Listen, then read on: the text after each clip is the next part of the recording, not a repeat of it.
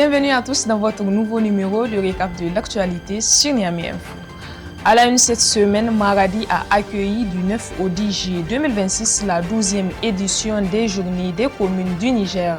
Pendant 2 jours, élus locaux et responsables de la gouvernance territoriale se sont réunis autour du thème « La décentralisation au cœur des enjeux sécuritaires ».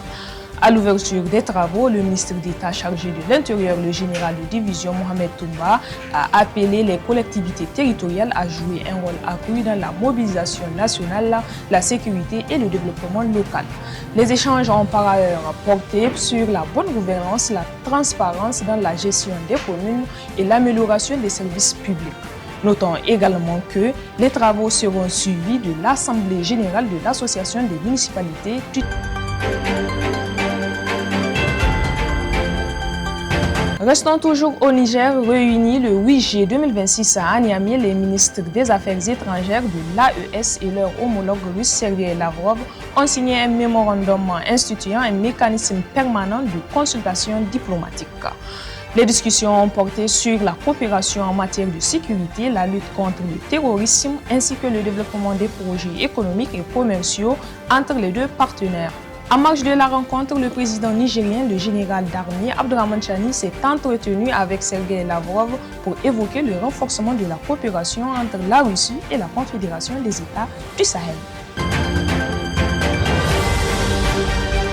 Restons toujours à Niamey, cette fois-ci le Premier ministre Ali Mohamed Lamine Zen a lancé le 8 juillet 2026 les états généraux sur le programme du barrage de Kandaji. Pendant 3 jours, les participants ont évalué l'état d'avancement des projets et examiné des solutions pour en accélérer la réalisation. Présenté comme un projet stratégique, le barrage de Kandaji est appelé à renforcer la souveraineté énergétique, alimentaire et économique du Niger grâce à la production de l'électricité, au développement de l'agriculture irriguée et à une meilleure gestion des ressources en eau. Les travaux ont porté également sur le financement du programme, les infrastructures en cours et la réinstallation des populations concernées. Enfin, le Niger accueillera du 10 au 12 août prochain à Niamey le forum Youth Connect Sahel 2026, un rendez-vous régional consacré à la jeunesse, à l'innovation et au développement du Sahel.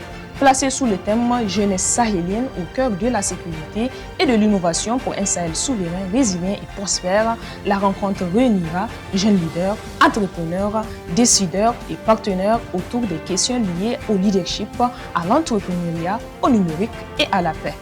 Parmi les temps forts figurent un concours d'innovation, des sessions de financement de projets et l'élaboration de la déclaration de la jeunesse du Sahel, un document de plaidoyer co-construit par les jeunes participants et destiné à être présenté lors du sommet à Kigali.